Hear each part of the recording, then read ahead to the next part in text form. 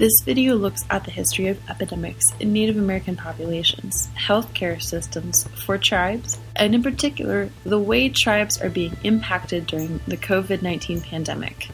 Many oral traditions that may refer to a disease or outbreak in Native American histories can typically be traced to European diseases brought in recent centuries. One disease, syphilis, is of a contested origin, but what is generally accepted as factual is that the syphilis was present in the United States before European contact. It is believed that Columbus's returning ships brought it to Europe for the first time, causing an outbreak in the 1490s in Naples, Italy. One theory as to why outbreaks were more present in Europe than the Americas is that Europeans lived in much closer and more regularly interacting populations. In addition, good sanitary practices did not exist in these tight communities in Europe, one of the largest issues being the disposal of sewage into streets, leading to large cholera outbreaks even in the 19th century. Many at this time held the belief of miasma, or that putrid smells were the cause of transmission of disease in bad air. Now, the outbreaks increased in North America dramatically as Europeans brought new diseases, built similar communities to those in Europe, and overall altered the systems and patterns of life for Native American nations in contact with them. On the eastern seaboard, there was war, treaties, and trading. The Southeast tribes often participated in the slave trade, and so a population of African heritage was also present.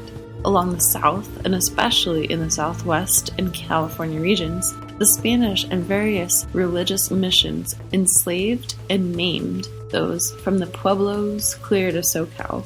Tribes farther north and in Alaska encountered Russian sailors. Native Hawaiians, of course, dealt with Captain Cook and other invaders. One common narrative is that of biological warfare, where blankets infected with smallpox were passed to Indians at Fort Pitt in 1763. With warfare, it was common for colonists to burn entire villages and crops, increasing interaction as well as depleting food stores. The 1830s brought forced Indian removal, but conflicts in the plains were still constant. During the 19th century, therefore, buffalo runners became active, and the military encouraged the mass slaughter of the food source as a way to force Indians onto reservations and make them dependent on U.S. government systems. Meanwhile, various diseases brought to California with the missions as well as the gold rush saw the native population fall to 10% of what it was pre-invasion, especially with the 1883 malaria outbreak. Mass migration caused crop and livestock destruction in the Modoc, whose territories were crossed by the Applegate Trail. An anti-Modoc campaign reduced the population by 88% and triggered an uprising. All in all, the Americas, it was believed an enormous percentage of native population who weren't outright killed by genocide and war had died from European-introduced diseases.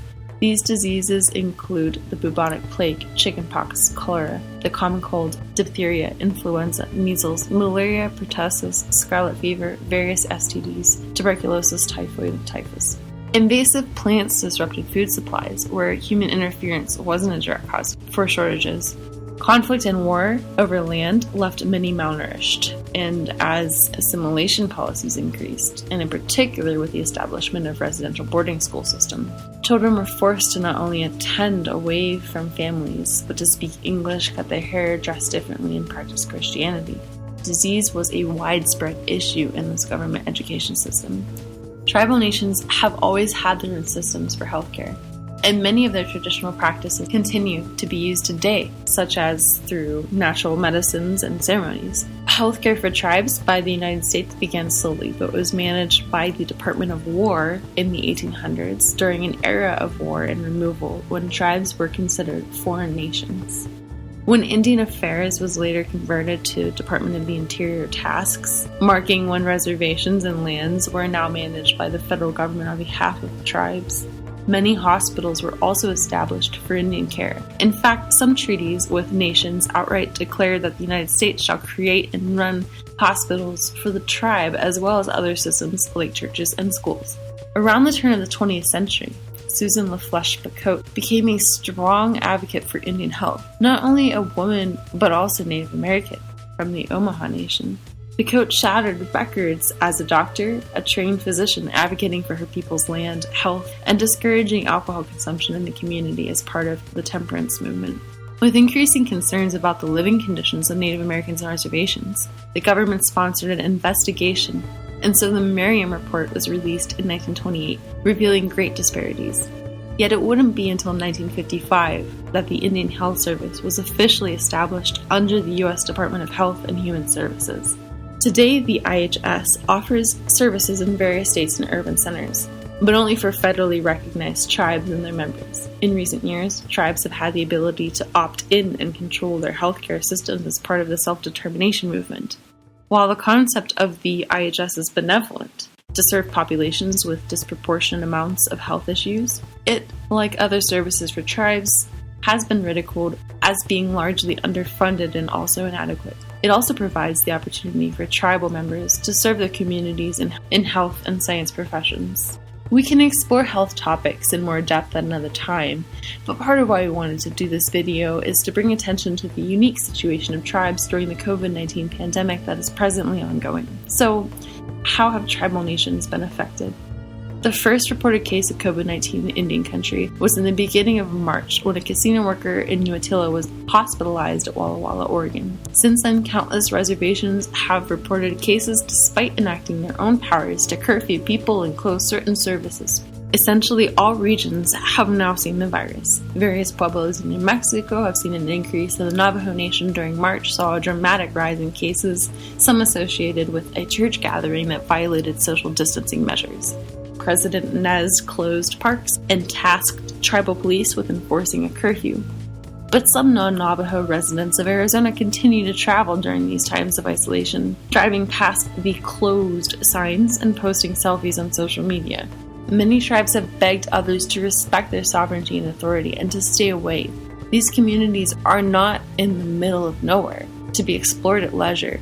They are homelands to many who are often with underlying conditions and vulnerable. Due to the historic content we reviewed in the beginning, changes in lifestyles and systems have led to high rates of diabetes, heart disease, and other issues that not only strain the limited medical services as it is, but which put members at increased risk. Another point often emphasized is the need to protect the elderly. It's not just because they are family and loved ones, but because they also tend to hold oral traditions, knowledge, and language that is already at risk of being lost too soon. To view the number of cases reported by the IHS by region, visit www.ihs.gov/coronavirus. Tribes are at risk for many reasons, including the tendency for extended families to live together and for greater percentages of the population having to use a much limited service, including limited numbers of grocery stores, causing their interaction risk to be higher. Another reason they're at risk is, although they are sovereign nations, they do not have the authority to close their borders. Thanks to the Interstate Commerce Act of 1887, tribes cannot close their borders where interstate roads pass through. And in the case of the Mashpee-Wampanoag tribe in Massachusetts, they have even less authority, as the Trump administration recently announced that their reservation would be dissolved, meaning the federal government is making an unprecedented move in contemporary legal history to take Indian land back into federal power. This has been an overview of health and current pandemic response in Indian country. We hope that you learned something, are staying safe, and will respect tribal authorities at this time as well as at all times. We will continue making videos. As always, be sure to subscribe, provide feedback or requests, and share this channel so we can all be on the same page.